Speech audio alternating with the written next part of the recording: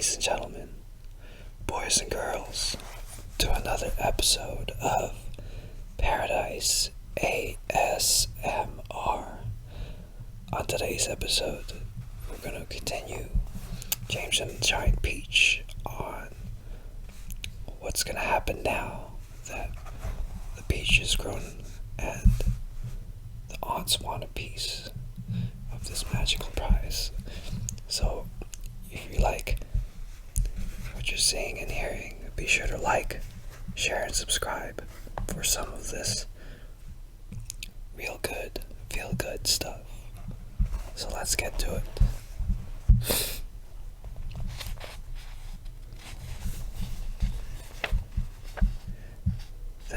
The news that a peach almost as big as a house had suddenly appeared in someone's garden spread like wildfire, came scrambling up the steep hill to gaze upon this marvel. Quickly, Aunt Sponge and Aunt Spiker called in carpenters and had them build a strong fence around the peach to save it from the crowd, and at the same time, these two crafty women stationed themselves at the front gate with a large bunch of tickets and started charging everyone for coming in. Roll up, Aunt Spiker yelled. Only 1 shilling to see the giant peach. Half price for children under 6 weeks old, Aunt Sponge shouted. 1 at a time, please. Don't push. You're all going to get in. Hey, you. Come back there. You haven't paid. By lunchtime, the whole place was a seething mass of men, women, and children, all pushing and shoving to get a glimpse of this miraculous fruit. Helicopters were landing like wasps all over the hill, and out of them poured swarms of newspaper reporters, cameramen, and men from the television companies.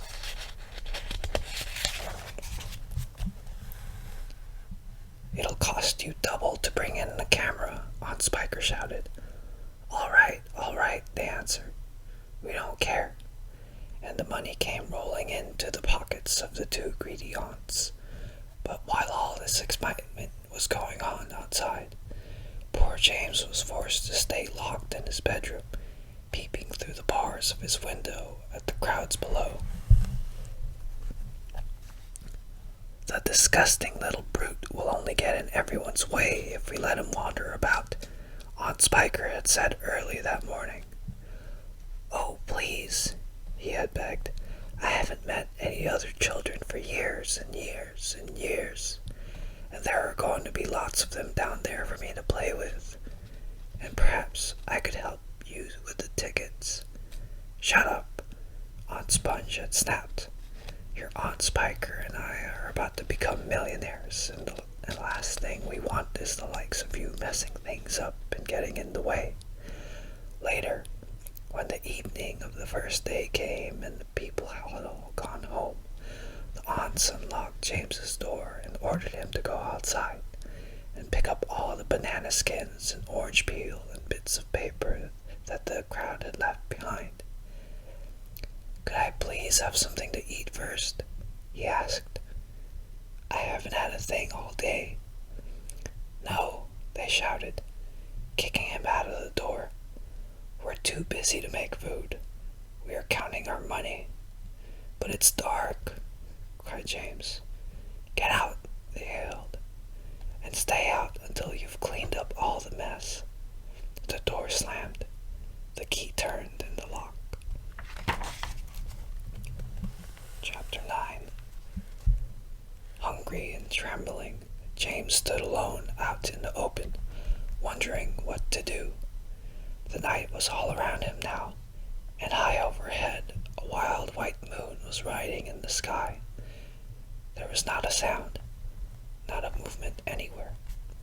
Most people, and especially small children, are often quite scared of being out of doors alone in the moonlight. Everything is so deadly quiet, and the shadows are so long and black, and they keep turning into strange shapes that seem to move as you look at them. and the slightest little snap of a twig makes you jump. James felt exactly like that now. He stared straight ahead with large, frightened eyes, hardly daring to breathe. Not far away, in the middle of the garden, he could see the giant peach towering over everything else. Surely it was even bigger tonight than ever before. And what a dazzling sight it was. The moonlight was shining and glinting on its great curving sides, turning them to crystal and silver. It looked like a tremendous silver ball lying there in the grass, silent, mysterious, and wonderful. And then all at once, little shivers of excitement started running over the skin on James's back. Something else, he told himself. Something stranger than ever this time is about to happen to me again soon. He was sure of it. He could feel it coming. He looked around him, wondering what on earth it was going to be. The garden lay soft and silver in the moonlight. The grass was wet with dew, and a million dewdrops were sparkling and twinkling like diamonds around his feet. And now suddenly, the whole place, the whole garden, seemed to be alive with magic. Almost without knowing what he was doing, as though drawn by some powerful magnet, James Henry Trotter started walking slowly toward the giant peach. He climbed over the fence that surrounded it and stood directly beneath it, staring up at its great bulging sides. He put out a hand and touched it gently with the tip of one finger. It felt soft and warm and slightly furry, like the skin of a baby mouse. He moved a step closer and rubbed his cheek lightly against the soft skin. And then suddenly, while he was doing this, he happened to notice that right beside him and below him, close to the ground, there was a hole in the side of the peach.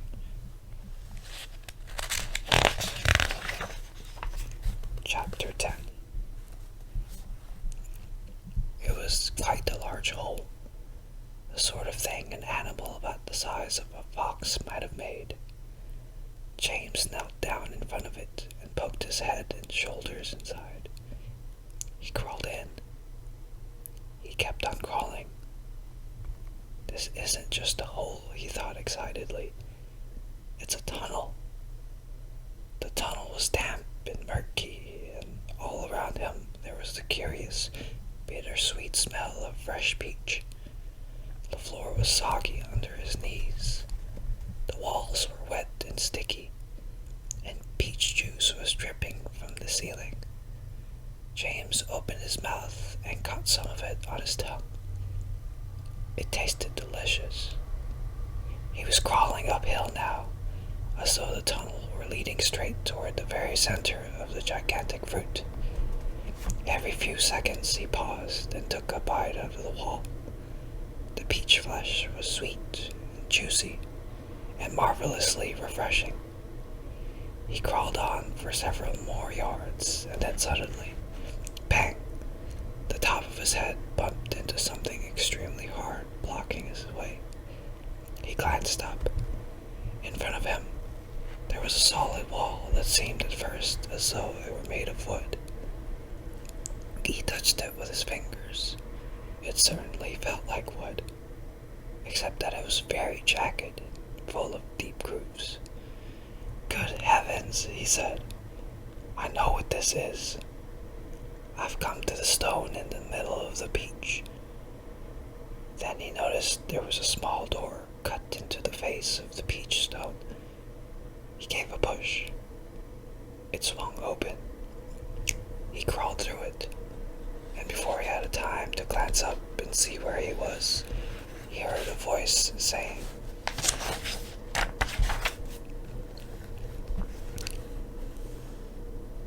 "Look who's here." And another one said, "We've been waiting for you." James stopped and stared at the speakers. his face white with horror. He started to stand up, but his knees were shaking so much he had to sit down again on the floor.